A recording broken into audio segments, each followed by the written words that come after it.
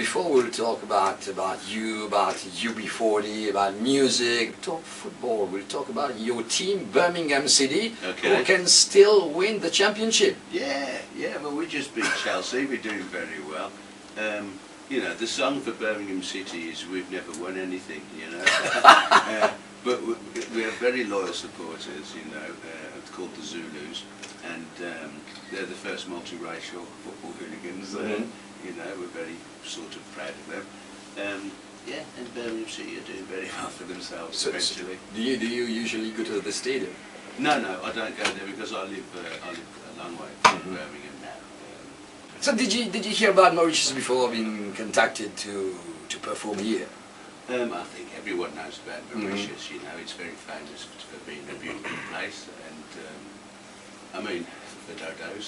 Yeah, but they ate every one of them. Yeah, and I think your music here is Sega. Yes, Sega, that's it. Yes. So yeah, people know about that. Yeah, so it's great to be here. It's the first time you come to Mauritius? Yeah, we were in the Seychelles a long time ago actually, over a decade ago, and I visited the Seychelles twice, 2 times more after that, do some deep sea fishing, you know. Yeah. But I've never got to play anywhere else in the Indian Ocean. All right. So you've been touring Mauritius and then Reunion Island also?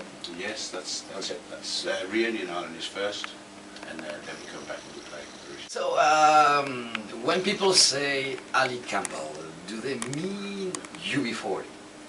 No, they mean Ali Campbell. Now I started UB40. You know, it was I started UB40 back in 1980, and it was to promote reggae music. Unfortunately, I had to leave my own band. That was 3 years ago now, so it's a long time. I've made 3 records since then, you know, and I'm thoroughly enjoying being on the road with my new band, the Det Band. So why don't we get back to the beginning, and you tell us about really the unemployment benefit Form 40. Yeah. How it all started, you know, with the employment benefit, and you know, choosing the names, you know, with the friends when you were young. We were all unemployed, basically, you know, and everything goes in 10-year cycles, and it's the same now again in England, you know, 1 in 10 unemployment. So nothing's changed in the 28 years that I've been in UB40, travelling around the world, you know. There's still, still lots of problems, and still lots of things to sing about. And do you still write songs about problems, you know? Well, we still moan about generally the same 6 things, you know.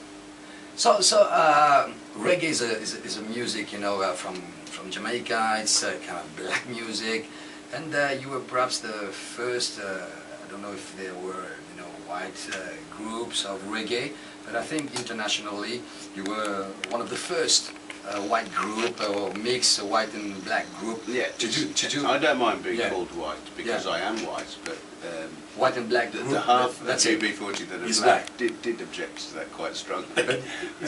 You know, we were a multiracial band. We that's were playing it. reggae music. But the singer, white reggae or black reggae. But the singer's white, and you know, I think at that time, listening to a white singing reggae songs.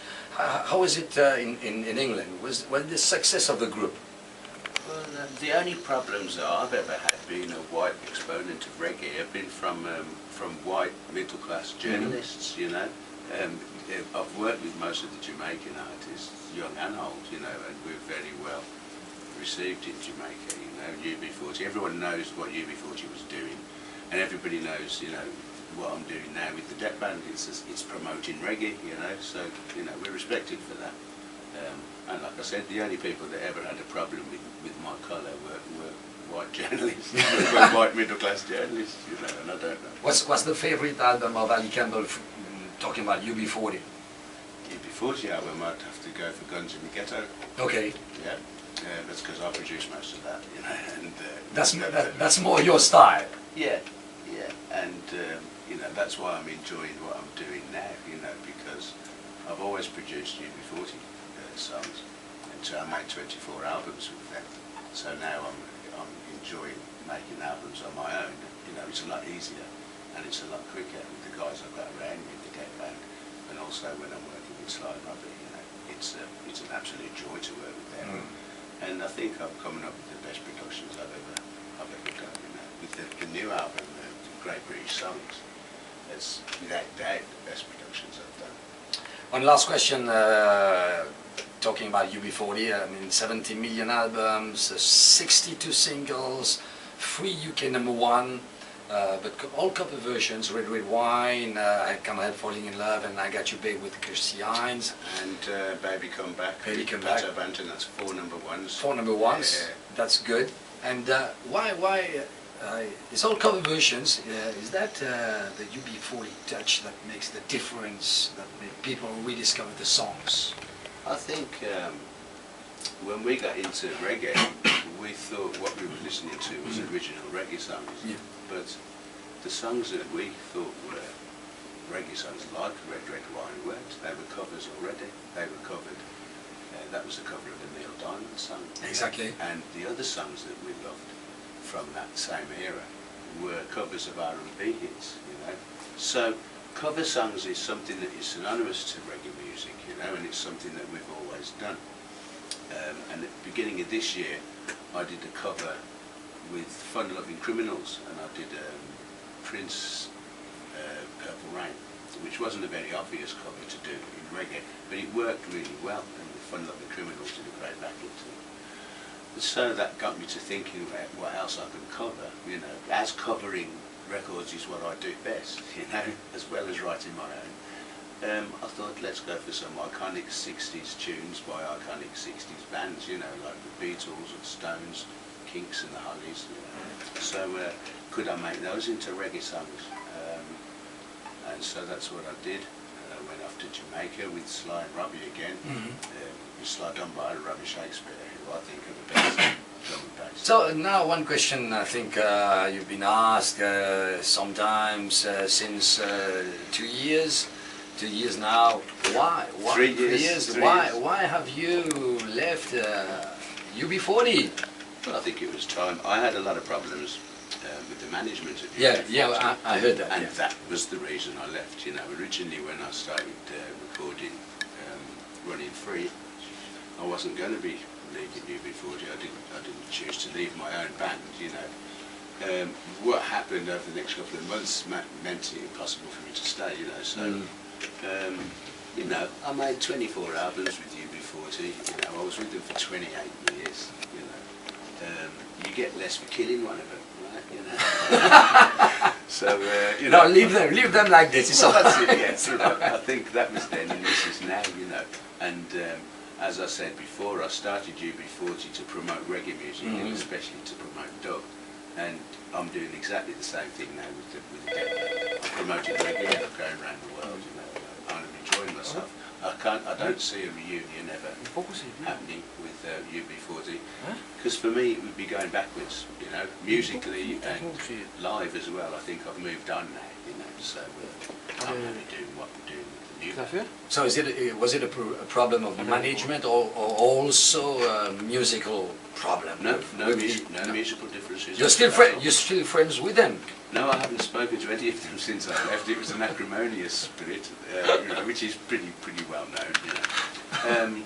But no, I'm up and running now with my new band, you know, and that's what I'm focusing on, and that's where all my focus goes. So we'll talk about the new band, the Dead Band, and what are the projects? I think you got 2 albums recorded yet. Yeah, well, I've just released in England, we went in at number 15 with the Great British Songs, and I'm also still working on another album, which isn't an album of covers, it's an album of original stuff called Rhythm Method, but that won't be out until next year. So, and then after this, what will you do? Touring. Still touring? I want to do a lot of touring this year, yeah, and you know, I've just had a bunch of time off, like I said, when I got a bit ill, so I've had 12 weeks doing nothing, and I'm going to make up for that by playing as many places as I can this year. You can come back to Mauritius and have, you know, rest for about 1 month. Well, and bring everybody here, you know, record it here in Mauritius. I would love to bring the Ragamuffin Reggae Festival to Mauritius, you know. We're going to be going around the world next year. This is going to be a big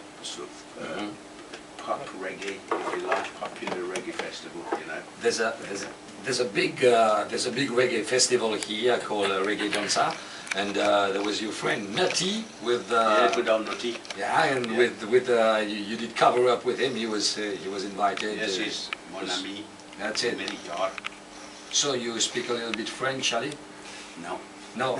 No, just mon ami. Nutty spoke a little bit English with you. Yeah, we kind of got on, you know. It's like, I'm like that with Toots and the Maytals, you know, Toots and Idols, yes. He used to come to my house in Jamaica and we used to spend hours together reasoning and talking, and neither of us understood what the other was saying, but we got on really well.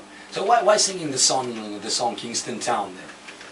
Kingston Town, that was another song from my youth. That was one when I was a very young teenager, and I danced with girls to reggae. It was a very sexy dance called the grind, Yeah. and Kingston Town was the one you did it to, you know. All right. Yeah, for real. So just tell us about the show, a little bit about the show on Sunday.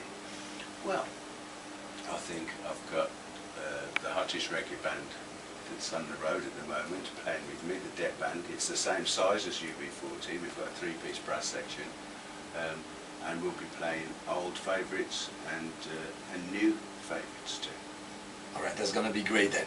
So one last question. Ali Campbell without UB40 or UB40 without Ali Campbell? The world will not be the same again? Yeah, but we can still love reggae, can't we, you know? And we can still promote reggae, and that's what I'm doing with the Debt Band. Ali, thank you to be here in the studio of Radio 1. It's, I think, a great pleasure for all the fans, you know, hearing from you. If you have some words for the fans that have been following UB40 and then you for now more than 30 years. I'd just like to say big love to all the people out there who love reggae and who are listening to reggae on Radio 1. Big love, and I hope to see you all at the shows, you know, come and party. That's it. Thank you, Ali. Respect. Thank you.